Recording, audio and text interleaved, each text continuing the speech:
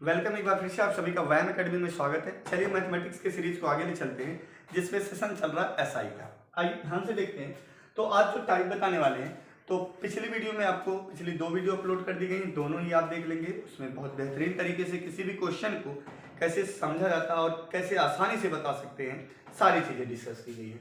यहाँ पर दिया गया है किसी धन के 3 वर्ष के सीआई मतलब क्या होगा, कंपाउंड इंटरेस्ट अर्थात चक्रवृद्धि ब्याज।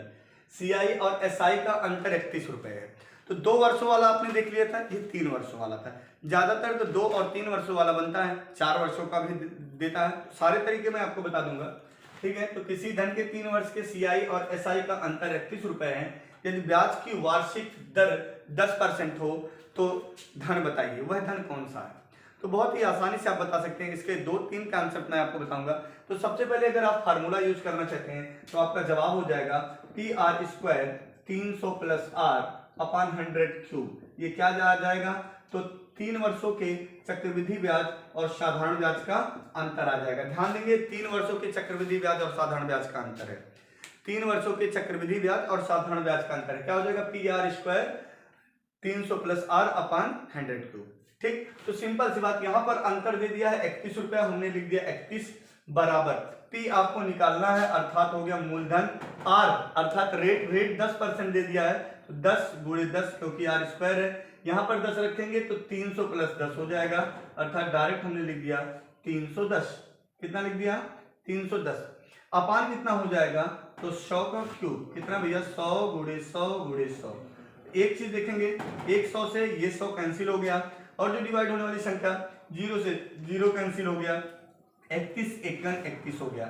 यहाँ पर 100 गुणे 10 गुणे 1 कर देंगे, अर्थात P बराबर कितना आ गया, 1000 रुपए आ गया। तो बहुत ही आसानी से बता सकते हैं। बस माइंड में एक फिगर आपको रखना है, D बराबर 3 वर्षों के CI और SI का जो अंतर होगा वह पी आर स्क्वायर ब्रैकेट में 300 प्लस आर अपॉन 100 क्यूब हो जाएगा। क्लियर है, क्लियर पॉइंट, आसानी से आप बता सकते हैं। हाँ, अब देखिए, अगर आप इसको कॉन्सेप्चुअली लगाना चाहते हैं तो क्या करेंगे, बहुत ही आसानी से बता लेंगे।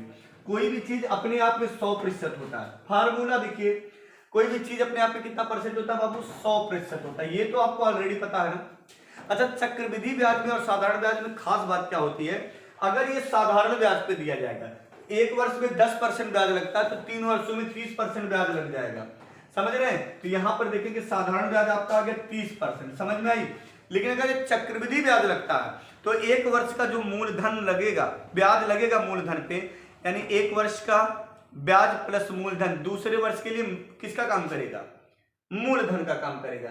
चलिए 10% ब्याज लगा, इसका 10% कितना हो जाएगा, 10, तो ये हो गया 110। अब ये दूसरे वर्ष के लिए मूलधन का काम करेगा, इसका 10% लगेगा। किसी भी संख्या का 10% बताना हो, दाहिनी तरफ से एक अंक दशमलव, इसका 10% कितना आ जाएगा, तो आप कहेंगे इसका 10% आ जाएगा 11, तो आपने इसमें 11 ऐड कर दिया, ये आ गया 121। क्लियर है पॉइंट ना।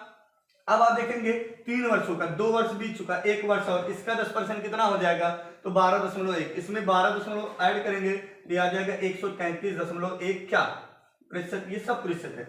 अच्छा, यहां पर ब्याज कितना लग गया, तो आप कहेंगे 33.1%, कितना लग गया, 33.1%। चक्रवृद्धि ब्याज 100 था, 33 देखिए बढ़ गया 33.1। तो बताइए यहां पर अंतर कितने का है, अंतर कितने का है दोनों का, 3.1% का। तो 3.1% बराबर आप लिख सकते हैं 31। 1% बराबर आपका कितना आ जाएगा, 31/3.1। अगर आपका 1% आ गया, अब देखिएगा अगर दशमलव हटाना चाहते थे यहाँ पर 0 बढ़ा दीजिए, ठीक है। अब आपको 100% निकालना है, तो 310 अपॉन 31 गुणे 100। क्लियर, ये देखेंगे 31 से 31 कैंसिल, आ गया 1000। मैंने आपको बताया था कोई भी चीज हो, सारा का सारा मैथमेटिक्स यूनिट बेस पे समाप्त कर दिया जाएगा। अगर आप फार्मूला रखना नहीं चाहते, बिल्कुल बहुत ही अच्छी बात है, बस आप लीजिए 100%, 10% बढ़ाइए 110, इसका 10% 11, 121 हो गया। जैसे ही 10 जोड़े, इसका 10% 12.1, ये जोड़े तो कितना आ गया, 133.1 हो गया। समझ में आ रही बात, नहीं तो आप देखेंगे, अब आपको पता चल गया यहां पर 33.1% ब्याज लगा। अगर साधारण ब्याज होता 30% लगता, क्योंकि 1 वर्ष में 10 तो 3 वर्षों में 30। साधारण की खास बात यही है। क्लियर, अंतर हमने देख लिया, 3.1% का अंतर आ गया, जो रुपए के रूप में 31 रुपए है। तो 3.1% बराबर 31, 1% बराबर 310 अपॉन 31, 100% बराबर इतना आ गया। क्लियर है पॉइंट। अब अगर आप जो है फार्मूले लगाते तो और भी अच्छा रहता, जैसे भी आपकी सारी की सारी चीजें मैंने आपको बता दी। ठीक है, क्लियर है पॉइंट। तो जो फार्मूला काम करेगा वह आपको पता होना चाहिए, मात्र 2 और 3 वर्षों के लिए काम करेगा। तो मैं अभ्यास 2 और 3 दोनों इस वीडियो में कराने वाला हूं। पहले एक प्रश्न 3 से और देता हूं मैं आपको, अब बहुत आसानी से आप जवाब देंगे।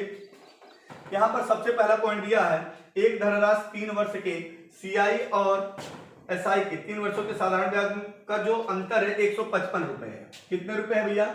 155 रुपए है। ठीक है, यदि ब्याज की वार्षिक दर 10% हो तो वह धन बताइए। तो वह धन बताइए, बहुत ही सिंपल सा। अब अगर आप फार्मूला यूज करना चाहते हैं तो आप देखेंगे P R square 300 plus R upon 100 cube, ये क्या आ जाएगा? 3 वर्षों के चक्रवृद्धि ब्याज और साधारण ब्याज का अंतर, अर्थात 3 वर्ष के चक्रवृद्धि ब्याज और साधारण ब्याज का अंतर बराबर हो गया P R square into 300 plus R upon 100 cube. Clear point. अब आप सिंपल सी बात, यहाँ पर P क्या है? आपका प्रिंसिपल प्राइस, जो आपको ऑलरेडी निकालना है। अंतर दे दिया है 155, ये निकालना है। दर आपका 10 गुणे 10 हो जाएगा, ये कितना आ जाएगा? गुणे 310। डायरेक्ट लिख दें, आर के स्थान पर कितना हो जाएगा? 10, तो 310 हो गया, गुणे 310 अपान कितना हो जाएगा? 100 गुणे 100 गुणे 100। क्लियर, देख रहे हैं 100 से 100 कैंसिल हो जाएगा। क्लियर, एक जीरो से यहाँ पर जीरो कैंसिल कर दे रहे हैं। 31 25 कितना हो जाएगा? 155। तो 1000 गुणे 10 कर दिए, और यहाँ सॉरी 10 गुणे 100 गुणे 10 तो 1000 हो गए, यहाँ पर 5 से गुणा कर दिए, तो कितना आ गया आपका भैया? 5000 रुपए। क्लियर पॉइंट, क्लियर है ना? जल्दी से आप लोग कमेंट करेंगे, किसी भी प्रकार की प्रॉब्लम हो रही है तो आइए। अब आपको देखना है, सिंपल सा आसानी से बता सकते हैं। चलिए अब हम थोड़ा से अभ्यास कराते हैं। एक बार मैं बता देता हूं कैसे कैसे। अगर आप इसको कॉन्सेप्चुअली लगाते तो बस प्रेशर बेस उठाते, कोई चीज अपने आप में 100%, ये लगाया, एक वर्ष में 10% 110 हो गया, इसका 10% कितना? 11 121 हो गया, इसका 10% कितना? 12.1 133.1% हो गया। समझ रहे हैं बात को ना? अब अगर यही 10% लगता तो ब्याज कितना लगता? साधारण ब्याज से 30%। अंतर कितने का है? तो आप कहेंगे 3.1% का अंतर है, बराबर 155 लिखते हैं। कितना लिखते हैं? 155। तो 1% बराबर कितना आ जाता है? 155 अपान 3.1। दशमलव हटाना लगता तो जीरो बढ़ा देते हैं। 1% है, अगर 100% बताना तो एक कलम का मूल्य 10 रुपए, तो 100 का कितना? आप 100 से गुणा कर देते हैं। डिट्टो आप देखेंगे, अगर 100% निकालना तो 100 से गुणा कर देते हैं, कहानी खत्म। ये 21 25 आ गया आपका, कितना आ गया? 5000। समझ में आया? तो दोनों में से कुछ भी आप यूज कर लीजिए तरीके।